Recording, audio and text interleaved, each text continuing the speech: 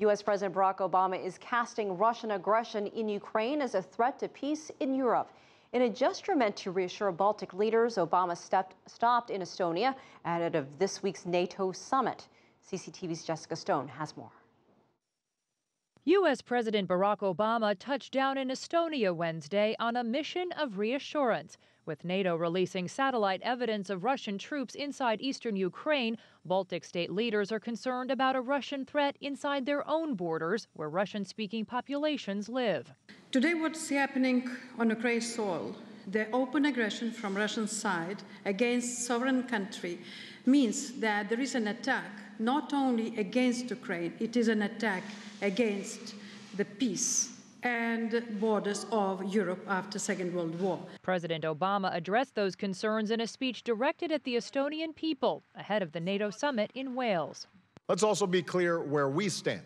Just as we never accepted the occupation and illegal annexation of the Baltic nations, we will not accept Russia's occupation and illegal annexation of Crimea or any part of Ukraine. While the U.S. president backed the creation of a rapid reaction force of 4,000 NATO troops to respond to European hotspots and pledged to increase the number of American troops rotating through the Baltics, he made no mention of supporting a U.S. or NATO military response to alleged Russian activities inside Ukraine. Instead, he suggested the alliance would work on additional sanctions against Russia, which he says are forcing the country to pay a price.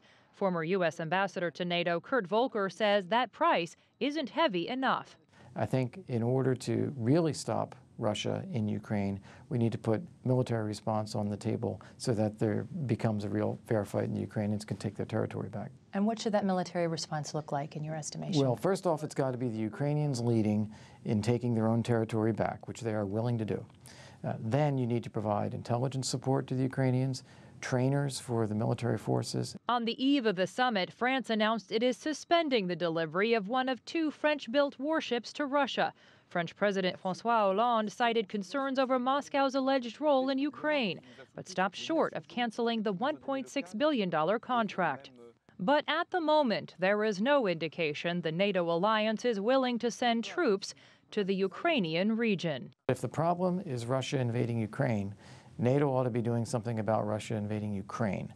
And that's going to take some American leadership, and it's going to take a strategy that brings all of NATO together to help the Ukrainians. The most likely approach by NATO could be targeted sanctions of particular Russian industries along the lines of what the U.S. has done.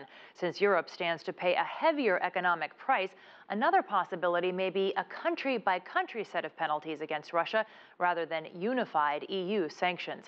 Jessica Stone, CCTV, Washington.